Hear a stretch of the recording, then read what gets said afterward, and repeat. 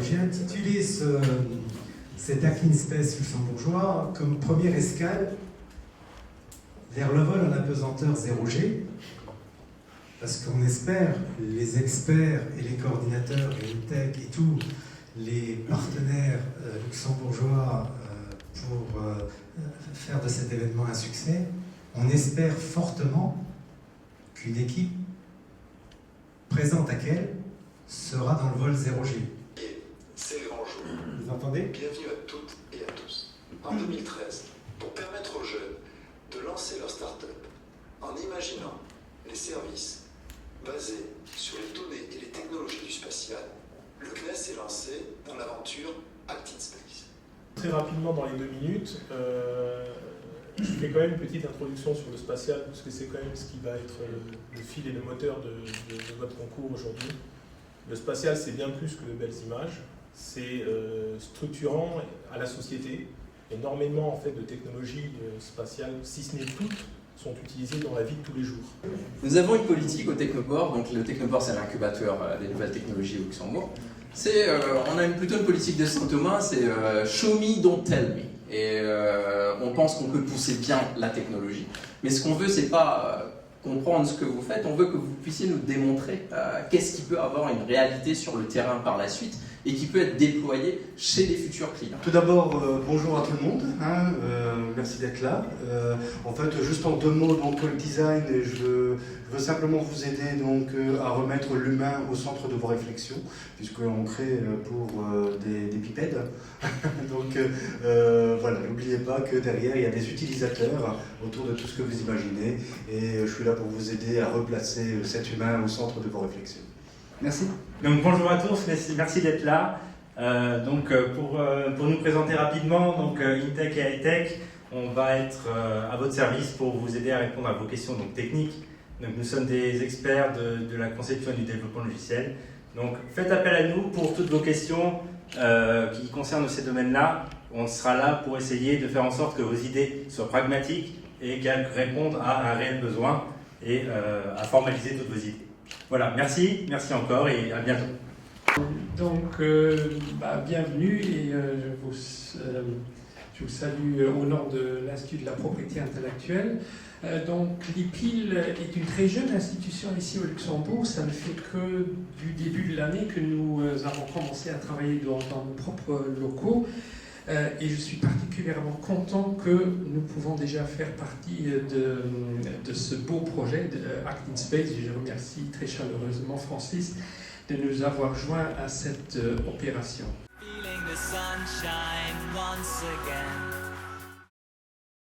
Surtout que nous, on est un peu l'équipe de dernière minute. C'est un challenge, c'est une aventure humaine, on va dire ça comme ça.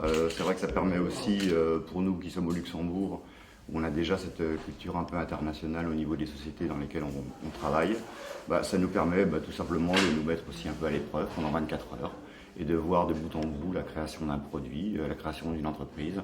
Parce que en tant que consultant en informatique, ce qui est notre métier premier, on est d'une certaine façon amené à faire beaucoup de clients.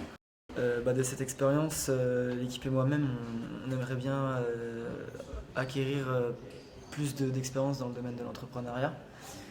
C'est principalement, je pense, pour ça qu'on s'est inscrit à cette première édition de Hack in Space Luxembourg. Alors l'expérience Hack in Space, on le fait dans le cadre de notre école. Donc c'était pour valider le projet, mais surtout pouvoir découvrir un petit peu tout l'univers de la programmation. D'accord. Et, parce qu'on est tous les 4 novices là-dedans.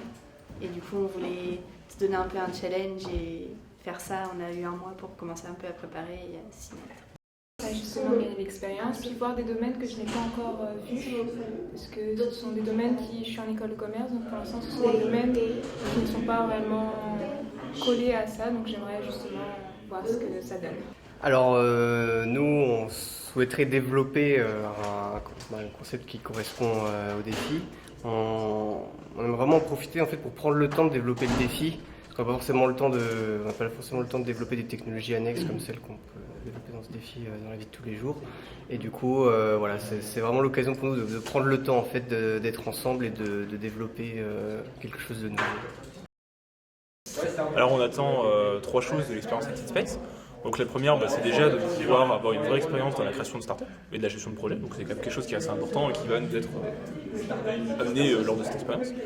Deuxième chose, de pouvoir exploiter des données spatiales, parce que là on a quand même une grosse équipe d'experts spatiaux, on n'a pas forcément tous les jours l'occasion de rencontrer ce type de personnalité. Et troisième point, qu'on espère gagnant, pouvoir monter cette étape bien entendu.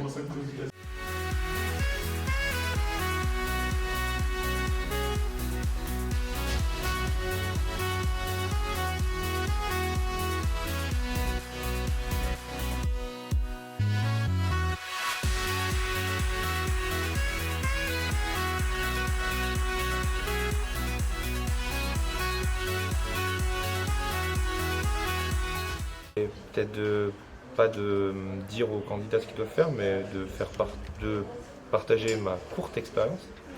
Peut-être pour essayer d'être un peu pédagogue avec eux et de leur dire d'essayer de les orienter, au moins de leur montrer quelles sont les best practices à utiliser dans la partie technique, ou de leur dire voilà, de les aider dans la modélisation de leurs concepts, de leurs produits. Justement, dans le cadre de cet événement à ThinkSpace, quel est votre rôle finalement en tant qu'expert, vous, aujourd'hui? Alors, nous étudions les conditions de transfert de la technologie qui vient du spatial sur du terrestre. Évidemment, en leur présentant exactement ce qu'est la propriété intellectuelle, puisqu'elle les concerne vraiment tous. Simplement, il faut avoir un minimum de sensibilisation pour pouvoir mieux comprendre à quel niveau elle va intervenir dans le cadre de leurs travaux.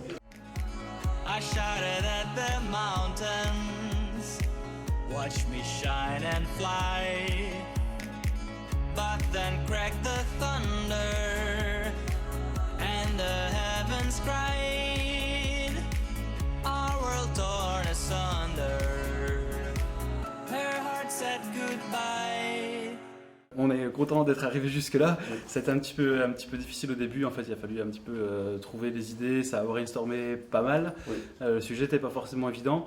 On a passé pas mal de temps au départ. Après, on est vraiment parti sur quelque chose, une idée qu'on partage, en fait, dans laquelle on croit.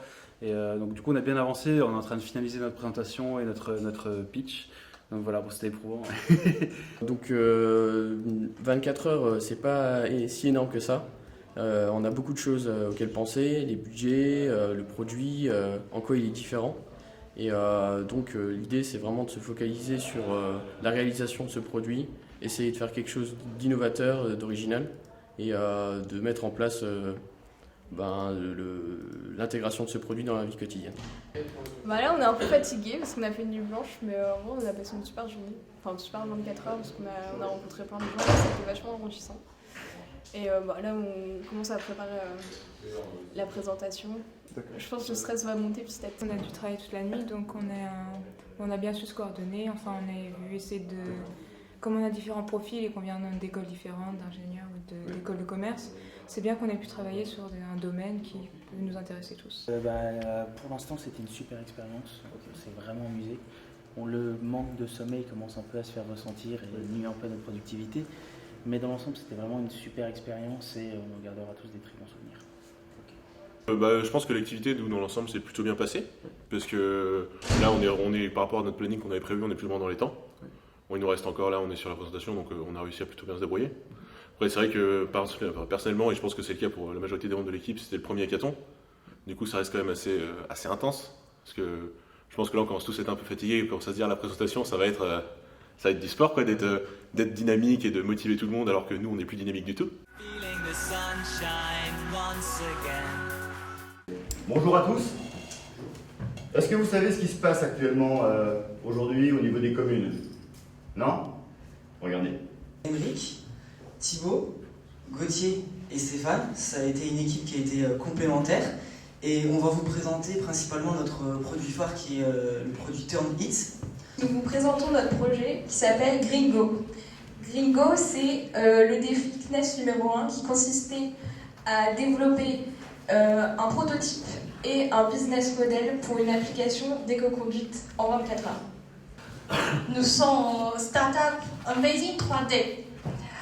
Notre startup est composée par Anna-Sophie, Qijia, Yi et moi-même Yayun. Mesdames et messieurs, nous sommes fiers aujourd'hui de vous présenter l'univers Starburst, un environnement technologique discret dans lequel vous allez pouvoir interagir avec tout ce qui vous entoure. Bonjour à tous, nous sommes Hyperspace et dans 5 ans, nous sommes le jeu vidéo numéro 1 dans la réalité virtuelle spatiale. L'équipe qui monte sur la place numéro 6 du podium, donc c'est l'équipe Amazing 3D. Ce sont des bons pour chez Saturn, donc 100 € par membre, pour chacun des membres de l'équipe. La dotation donc, du GLAE, du groupement luxembourgeois de l'aéronautique et de l'espace, donc un casque par membre de l'équipe. Et donc l'équipe numéro 5, donc c'est Copern IT. Félicitations. Qui est le leader. Quatrième prix, c'est le prix du Technoport, donc la dotation de 1 500 € donc chez Saturn, donc pour l'ensemble de l'équipe, hein, pas par membre de l'équipe. Donc l'équipe gagnante, c'est l'équipe Magnetic Shift. Félicitations. Bravo. Alors, le troisième prix, donc, qui est une dotation du ministère de l'économie pour aller visiter donc, le site de l'Agence spatiale européenne à Nordwijk. Donc, l'équipe qui a remporté le troisième prix, donc, c'est l'équipe Suppel Éco-Conduite.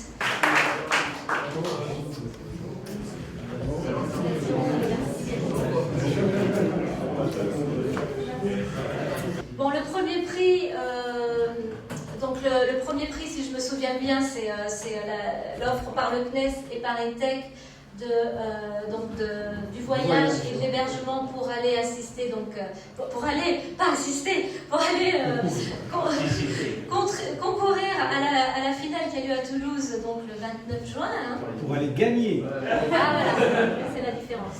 Pour aller gagner la finale, oui, ça c'est clair. Pour représenter le Luxembourg et gagner la finale. Donc, sachant qu'en complément, il y a aussi une dotation donc, de poste, donc un iPad par membre de l'équipe. Et donc, l'équipe gagnante est l'équipe Starburst Computing.